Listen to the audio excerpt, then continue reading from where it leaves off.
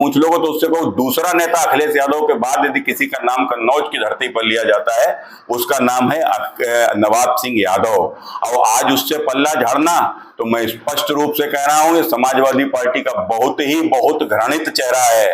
एक व्यक्ति अयोध्या में 2012 में समाजवादी पार्टी में आता है, नगर अध्यक्ष बनता है, उसके ऊपर गैंग रेप का आरोप लगता है, और उसके बाद में उसको बचाने के लिए स्वयं अखिलेश यादव सामने आते हैं, इसलिए कि वो मुसलमान है। तो मैंने मुसलमान होगा, अपराधी होगा, उसको संरक्षण दोगे, अतीक बनाओगे, मुख्तार बनाओगे, मुसलमान यदि आतंकवादी होगा उसको छोड़ने की सिफारिश करोगे। और उसके बाद में जो कन्नौज में एक उनका वह कार्यकर्ता जिसने अपना जीवन समाजवादी पार्टी को दे दिया, आज उससे भी पल्ला झाड़कर आज इस प्रकार से खड़े हो गए, तो समझ सकते हैं कि ये आतंकवादी अपराधी यदि मुसलमान होगा उसको संरक्षण करेंगे, और यादव होगा उसको भी छोड़ देंगे क्योंकि वह हिंदू है। तो यह समाजवादी पार्टी का और भी घृणित चेहरा उजागर हुआ है।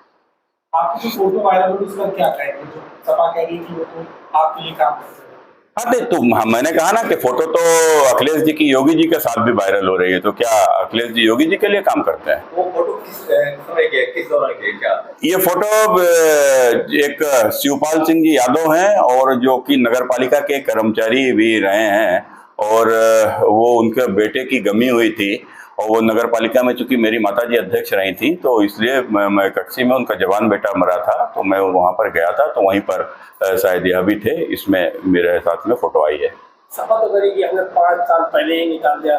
अगर समाजवादी पार्टी ने इनको कहीं से निकाला है तो समाजवादी पार्टी को उसका पत्र जारी करना चाहिए, और जिसको निकाल दिया जाता है वो इंडी गठबंधन की भी जो रैली हुई थी जिसमें राहुल और अखिलेश दोनों लोग आए थे, और राहुल और अखिलेश के बीच में नवाब सिंह यादव खड़े हुए हैं, तो क्या राहुल गांधी के साथ में आए थे क्या? तो राहुल गांधी को बताना चाहिए कि अगर अखिलेश ने निकाल दिया तो शायद राहुल इनको मंच के ऊपर लेकर आए होंगे।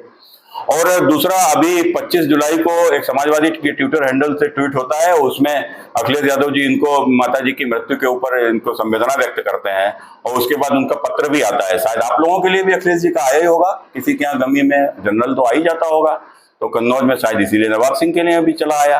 तो कुल मिलाकर तो सब दर्शाता है। तो मैंने क्या कहा, अयोध्या वाला चूंकि मुसलमान था, कन्नौज वाला हिंदू है, तो झक मरा के कहाँ जाएंगे, तो साथ में आएंगे ही। तो या तो उत्तर प्रदेश के सभी मेरे उन यादव भाइयों को भी समझना चाहिए कि यह बांग्लादेश के हिंदुओं के साथ नहीं खड़े हुए, और ये यहाँ पर भी देखो हिंदुओं के साथ नहीं खड़े हो रहे हैं। यही इनका चरित्र है। उनकी तरफ से कहा जा रहा है कि साजिश के तहत ये सब पूरा षड्यंत्र। साजिश है तो उसको साजिश की जांच की मांग हो, आप जो भी हो, मैं आप अगर इस प्रकार की कोई डिमांड करते हो तो मैं भी उसका समर्थन करता हूँ। साजिश है तो बिल्कुल ही ओपन होना चाहिए, साजिश है तो किसकी है यह भी सामने आना चाहिए। और उनके लोग तो कह रहे हैं कि उन्हीं के पार्टी के लोगों के द्वारा ये साजिश है कि उनकी पार्टी का एक मुसलमान जिला अध्यक्ष है, इसको निकाल देता है पार्टी से, तो ये कहीं पार्टी के भीतर कोई हिंदू मुस्लिम संघर्ष तो नहीं है, उसको भी देखना चाहिए। नाबालिग किशोरी है, कैसे ले लो?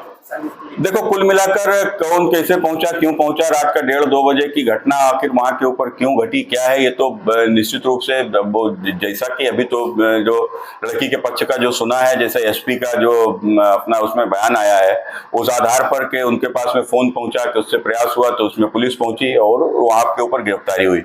विषय यह नहीं है, विषय यह है कि जब भी शेर का शिकार भी अगर होता है तो शेर के शिकार के लिए पिंजड़े में बकरी को लगाया जाता है, तो जब शेर बकरी को खाने जाता है तो ही तो पकड़ता है ना।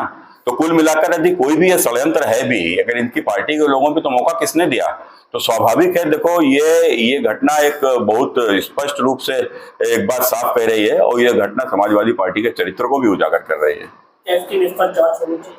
नहीं, जांच तो बिल्कुल निश्चित रूप से इसकी जांच चली रही है, और न्यायालय में भी अब ये मामला जाएगा, तो अभी तो पूरी तरीके से तो पुलिस का मामला बन गया है। किशोरी भी मेडिकल कराने से मना कर रही थी, उसकी दादी और दादा का भी कहना था कुछ हुआ ही नहीं तो मेडिकल का